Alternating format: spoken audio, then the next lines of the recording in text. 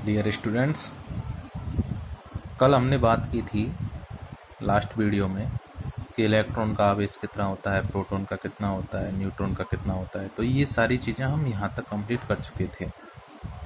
अपना टॉपिक चल रहा था घर्षण विद्युत, अर्थात घर्षण के द्वारा आवेशन। तो देखो, सबसे पहले हमने यहाँ पर देखा था घर्षण के द्वारा आवेशन। तो उसमें मैंने बताया था आपको कि दो वस्तुओं को आपस में रगड़ते हैं और रगड़ने से अगर दोनों वस्तुएं आवेशित हो जाती हैं तो एक पॉजिटिव आता है, एक पर नेगेटिव आता है। तो ये प्रक्रिया कहलाती है घर्षण विद्युत। अब यहाँ पर जब हम बात कर रहे हैं कि सब ये पॉजिटिव कैसे आया, ये नेगेटिव कैसे आया, तो इसकी आज हम चर्चा कर रहे हैं।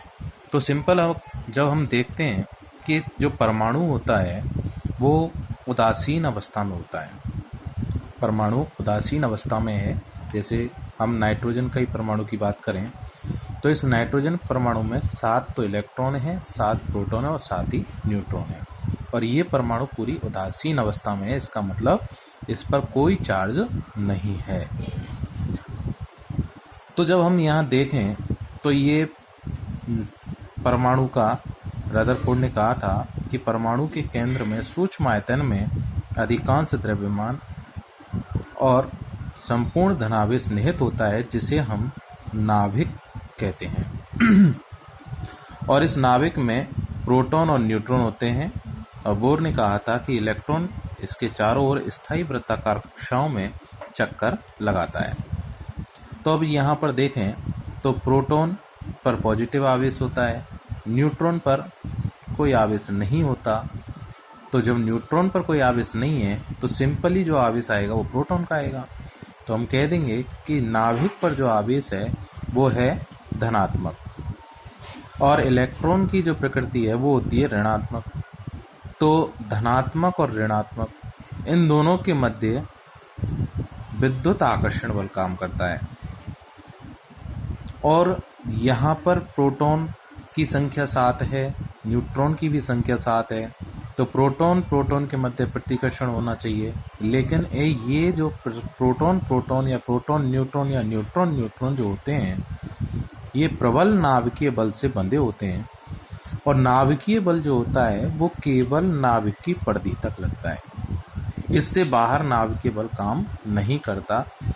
और उस नाभिकीय बल की जो प्रकृति होती है वो आकर्षण होती है।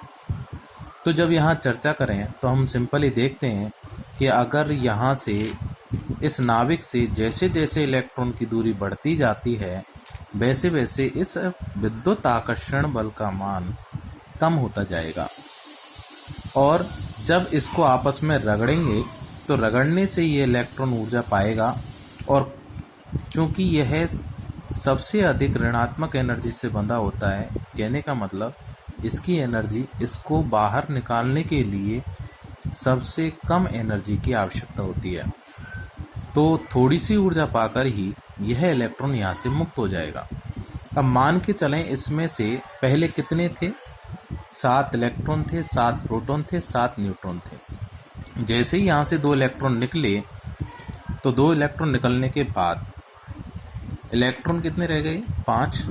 लेकिन प्रोटॉन नहीं गए। क्यों? प्रोटॉन प्रबल नाभिकीय बल से बंधे हुए हैं। प्रोटॉन प्रबल नाभिकीय बल से बंधे हुए हैं। तो प्रोटॉन की संख्या 7 और न्यूट्रॉन की संख्या भी 7।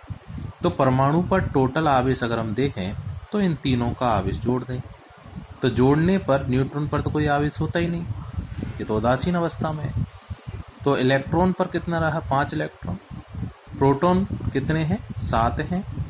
तो जब यहाँ 5 इलेक्ट्रॉन 7 प्रोटॉन, प्रोटॉन पर चार्ज और इलेक्ट्रॉन पर चार्ज जो होता है वो समान होता है, लेकिन प्रकृति विपरीत होती है। तो -5e और +7e अगर हम जोड़ें तो जोड़ने पर हमें प्लस के 2e प्राप्त होते हैं। मतलब -5 + 7 अगर करें तो कितने आएंगे, प्लस के 2 आएंगे। तो कहने का मतलब हम ये कह सकते हैं कि अगर ये 2 इलेक्ट्रॉन दे रहा है तो इस पर +2 चार्ज आएगा। और अगर ये 2 इलेक्ट्रॉन लेता तो यहाँ इलेक्ट्रॉन की अधिकता होती, और इलेक्ट्रॉन की अधिकता होती तो इस पर चार्ज आता ऋणावेश। ठीक है। तो हम यहाँ चर्चा कर रहे हैं कि यहाँ पर जब देने वाला धनी और लेने वाला ऋणी, तो आवेश जो है वो दो प्रकार का होता है। आवेश जो है वो दो प्रकार का हो गया, एक तो हो गया धनावेश और एक हो गया ऋणावेश।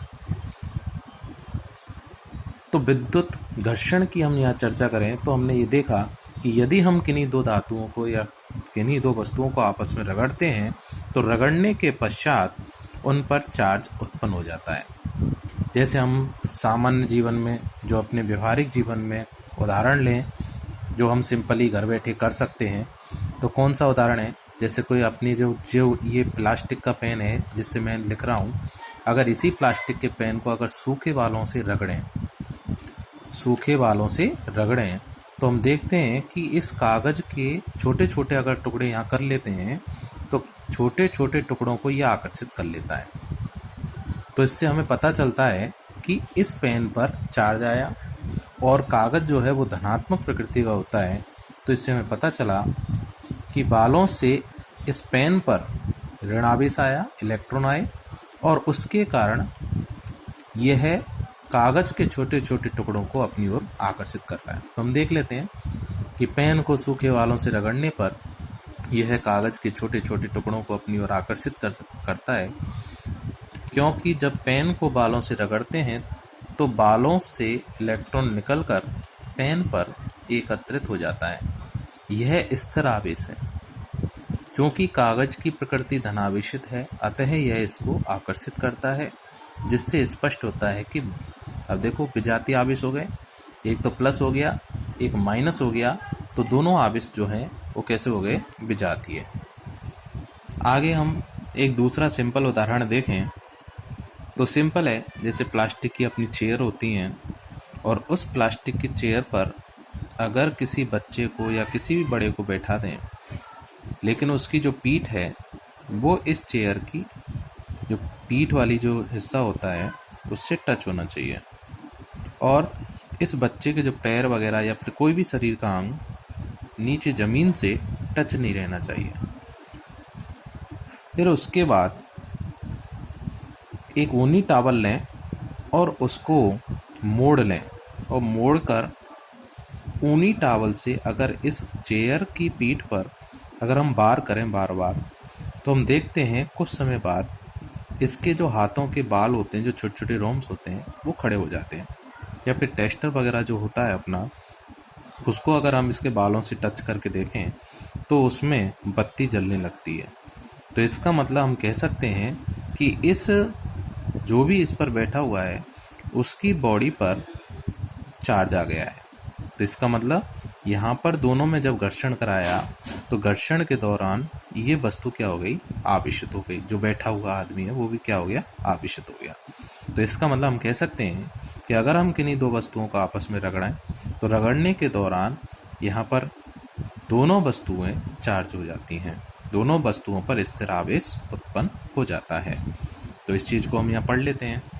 प्लास्टिक कुर्सी पर किसी बच्चे को बैठा दिया जाए, बशर्ते वह भूसंपर्कित ना हो, अर्थात वह जमीन से स्पर्श ना करे। अब ऊनी तौलिए को मोड़कर कुर्सी के पीठ वाले हिस्से पर मारें तो कुछ समय बाद देखते हैं कि बच्चे के हाथों के बाल खड़े हो जाते हैं, उसकी बत्ती जल जाती है। टेस्टर से टच करके देखें तो उसकी बत्ती जल जाती है, क्योंकि ऊनी टॉवल से इलेक्ट्रॉन कुर्सी की सहायता से बच्चे के शरीर पर एकत्रित हो जाते हैं। इलेक्ट्रॉन का मतलब हम यहाँ आवेश से बात कर रहे हैं, चूँकि स्थिर आवेश है, अर्थात बच्चे का शरीर क्या हो गया? आवेशित हो गया। तो यहाँ हमें पता चला कि दो वस्तुओं को अगर हम घर्षण कराएं तो घर्षण के दौरान दोनों वस्तुएं आवेशित हो जाती हैं। अब यहाँ किताब में भी कई सारे एग्जाम्पल दे रखे हैं हमें कि साहब हमें ये देखना है कि सजातीय आवेशों के मध्य प्रतिकर्षण होता है, विजातीय आवेशों के मध्य आकर्षण होता है। हम कैसे स्पष्ट करें साहब? तो सजातीय आवेशों के मध्य आकर्षण और प्रतिकर्षण और विजातीय आवेशों के मध्य आकर्षण देखने के लिए हम कांच की एक छड़ लेते हैं और उस कांच की एक छड़ को रेशमी कपड़े से रगड़ते हैं। तो हम देखते हैं कि कांच की छड़ जो है वो धनात्मक हो जाती है, यानी कांच की छड़ से कुछ इलेक्ट्रॉन निकल के रेशमी कपड़े पर पहुंच जाते हैं। तो जब कांच की छड़ से इलेक्ट्रॉन निकले तो कांच की छड़ तो हो गई धनात्मक और रेशमी कपड़ा हो गया ऋणात्मक।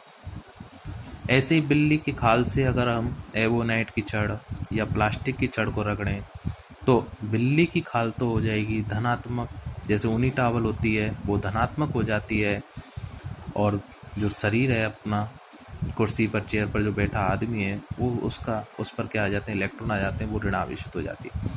ऐसे ही यहाँ एवोनाइट की छड़ और प्लास्टिक को अगर हम इस बिल्ली की खाल से रगड़ें तो रगड़ने से हम देखते हैं कि यहाँ एवोनाइट की छड़ और प्लास्टिक की छड़ तो हो जाती है ऋणावेशित और बिल्ली की खाल हो जाती है धनात्मक। ऐसे ऊनी कपड़ा होता है, उसको अगर हम इन चारों चीज़ों में से किसी एक चीज़ से रगड़ें तो ये तो हो जाती है ऋणावेशित और ये हो जाता है धनावेशित, जैसे ऊनी टावल की मैंने बात की थी अभी। तो इस पर हम प्रयोग करें तो हम देखते हैं कि एक तो हम रगड़ने के बाद कांच की छड़ लेते हैं और फिर सेम दूसरी रगड़ने के बाद दूसरी एक कांच की छड़ और लेते हैं, तो इसको स्वतंत्रतापूर्वक लटका दें और दूसरी को जब इसके समीप लाते हैं तो हम देखते हैं कि ये छड़ इससे दूर हटती है। दूर हटती है इसका मतलब प्रतिकर्षण हो रहा है, और प्रतिकर्षण इसका मतलब हम कह सकते हैं कि दोनों समान आवेश से हैं, और जब दोनों समान है तो इनको बोलेंगे हम सजातीय। तो हम कह सकते हैं कि सजातीय आवेशों के मध्य प्रतिकर्षण होता है। सेम कंडीशन में इसी छड़ के पास, जैसे हम इसको रगड़ के दोबारा लटकाएं कांच की छड़ को, और उस कांच की छड़ के पास अगर मैं इस एवोनाइट की छड़ को लाता हूं जो कि ऋणावेशित है, तो मैं देखता हूं कि ये कांच की छड़ इस ऋणावेशित छड़ को अपनी ओर क्या करती है, आकर्षित। तो इससे स्पष्ट होता है कि प्लस और माइनस मतलब विजातीय आवेश हो गए, तो इनके मध्य क्या होता है, आकर्षण होता है। ठीक है दोस्तों, तो हमें यहाँ पता चला कि सजातीय आवेशों के मध्य हमेशा प्रतिकर्षण होता है और विजातीय आवेशों के मध्य आकर्षण होता है। तो ये आज हमारा घर्षण द्वारा जो आवेशन था वो ये कंप्लीट हो चुका है। फिर इसके बाद एक छोटा सा टॉपिक और दूसरा, चालन द्वारा आवेशन। तो चालन में भी दोनों वस्तुओं को स्पर्श कराना आवश्यक है। तो इसमें क्या करते हैं कि सिंपल दोनों वस्तुएं चालक होनी चाहिए। पहली कंडीशन तो दोनों चालक होनी चाहिए। अब जब दोनों चालक हैं तो कोई चालक वस्तु लेते हैं और वो चालक वस्तु आवेशित होनी चाहिए। जैसे मैंने यहाँ पर लिया कि एक चालक है और ये आवेशित है और इसको मैंने कुछ चालक स्टैंड पर रख दिया। अब इस चालक के संपर्क में जब मैं कोई दूसरा चालक जो कि कुचालक स्टैंड पर रखा हुआ है और इस पर कोई चार्ज नहीं है, इसको हम बोलते हैं अनावेशित।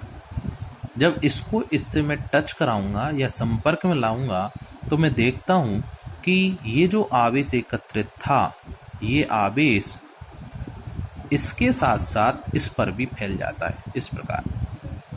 तो इसका मतलब है कि ये तो पहले से आवेशित था, तो ये भी क्या हो गया, आवेशित हो गया। तो ये क्रिया कहलाती है चालन द्वारा आवेशन या संपर्क द्वारा आवेशन। देख लेते हैं परिभाषा। जब किसी आवेशित चालक को किसी अनावेशित चालक के संपर्क में लाया जाता है तब दोनों चालकों पर समान प्रकृति का आवेश फैल जाता है। इस प्रक्रिया को चालन द्वारा आवेशन या संपर्क द्वारा आवेशन कहते हैं। ठीक है, तो हमने आवेशन में दो हमने टॉपिक पढ़ लिए, एक तो घर्षण द्वारा आवेशन पढ़ लिया, एक चालन द्वारा आवेशन पढ़ लिया। अगली वीडियो में हम बात करेंगे प्रेरण द्वारा आवेशन की। ठीक है, धन्यवाद।